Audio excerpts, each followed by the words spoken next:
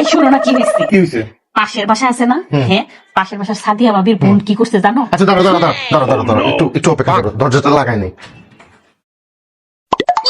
হ্যাঁ ভালোই করছো, দরজা লাগাই দিছো, ঠিক আছে। তাও আবার কেউ আওয়াজ যদি বাইরে যায়, ঠিক আছে। শুনো না, পাশের বাসার সাদিয়া ভাবির বোন কি করছে জানো? কি করছে? আচ্ছা দাঁড়া দাঁড়া দাঁড়া দাঁড়া জানালাটা লাগাই নেই।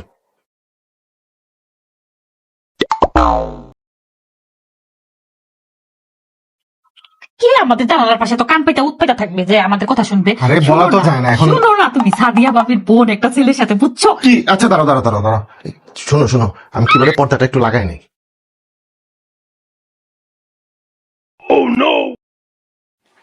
কি ব্যাপার, তুমি জানালা দরজা পর্দা সব লাগাইছো, কে আমাদের কথা শোনার জন্য এখানে বসে রয়েছে? আরে বাবা। ঘটনাটা কি শুনছে শুনো না। কি? ঘটনা কি হয়েছে, পাশের বাসার এই শোনো সাদিয়া শোনো ভাবির দাঁড়া দাঁড়া দাঁড়া আমি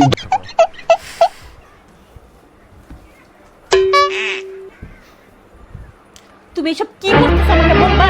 আরে আমি রুমটা ভালো করে সিল করে রাখলাম যাতে আল্লাহ আমাদের কথা শুনতে না পারে। এটা কি ধরনের কথা বললা? কি? রুম তুমি যতভাবেই সিল করো, আল্লাহ কি কারো কথা শুনতে পারবে না? আচ্ছা তুমি যদি বুঝোই যে আল্লাহ আমাদের কথা শুনবে, তাহলে কেন মানুষ সম্পর্কে গীবত করো বলো তো? হ্যাঁ, কোনো প্রয়োজন আছে আরেকজন সম্পর্কে কথা বলার? এই জিনিসগুলো একটু বাদ দাও।